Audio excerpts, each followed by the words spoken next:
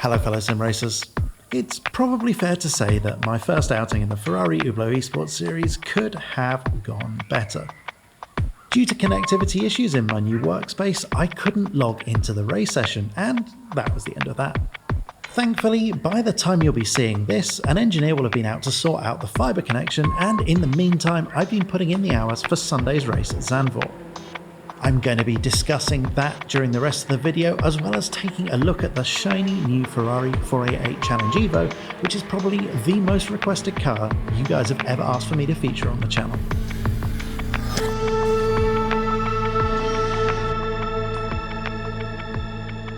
Watching the race at Monza taught me that I've got a little bit more work to do if I want to progress towards the front of the field. As expected, the really fast guys are, well, they're really fast, and they've done their homework as well. But Zandvoort has almost nothing in common with Monza, save for that grey strip of tarmac, so as far as I'm concerned, everything's reset for this Sunday's race. Moreover, while Monza required a super slippery car setup, Zandvoort needs a car with a really attentive front end and a devil-may-care attitude to the bumps, of which there are plenty. Which leads me to the main subject of today's video. This is the Ferrari 488 Challenge Evo. I've been getting requests to feature it on the channel since it was first announced at the launch of the Ferrari Hublot Esports series, and it's easy to understand why. Not only is it a new official car for Assetto Corsa, something that's a bit of a rarity these days, but it's also a Ferrari, and a good looking one at that.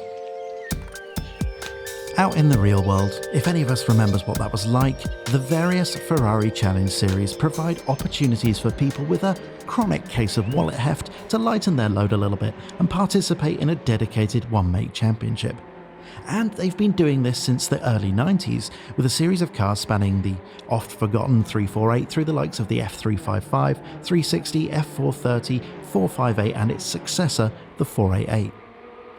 This car is the evolution of the Ferrari 488 Challenge, and as such, they've called it the 488 Challenge Evo. At its heart, the ethos of the Ferrari Challenge cars is to take a road-going car and prepare it with a sensible set of circuit-specific modifications. As such, the 488 Challenge Evo, like its predecessors, takes the drivetrain from the road-going car, albeit with a smattering of competition-spec components and a race tune. On the outside, there's a decent complement of downforce generating parts, including the new for 2020 aggressive looking front splitter and of course slick tyres, lightweight body panels and a healthy rear diffuser.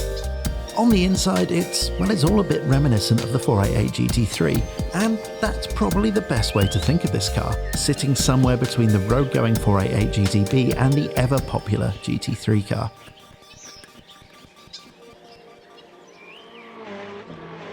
So, what's the Ferrari 488 Challenge Evo like to drive around Zandvoort? Well, I'd like to answer that by saying that Monza was a lot easier. Zandvoort is a bumpy, unforgiving place. The short 2.6 mile layout is crammed with technical corners that require total commitment and an agile chassis, and that's where things get challenging. See what I did there? The road car origins of the Challenge Series cars affords fewer setup adjustments than a full-fledged racing GT3, so finding a setup that provides for a nimble and responsive front end, while also accounting for Zandvoort's numerous and grandiose bumps is a big ask. As I record this voiceover on Monday, I think I'm getting there with the car setup, but there's still room for improvement. Threading the car up the hill feels very much on the limit in places, and I'm still fighting a little bit of understeer through the final turn, Ari Lyondike corner, and obviously that's something that's just going to hemorrhage lap time. So, there is still some work to do. Lucky for me, I've still got a few more days to get the kinks straightened out. So then, I'm going to be having another go at this whole esports thing, and you guys can tune in on Sunday to see me try my best to keep up with some of the fastest sim racers in the world. There are links in the video description to all of the places you can watch the streams, and to the Ferrari store who sorted me out with this cool merch. So I guess then, all that's left to say is goodbye, thanks for watching, tune in on Sunday, and enjoy the rest of your day.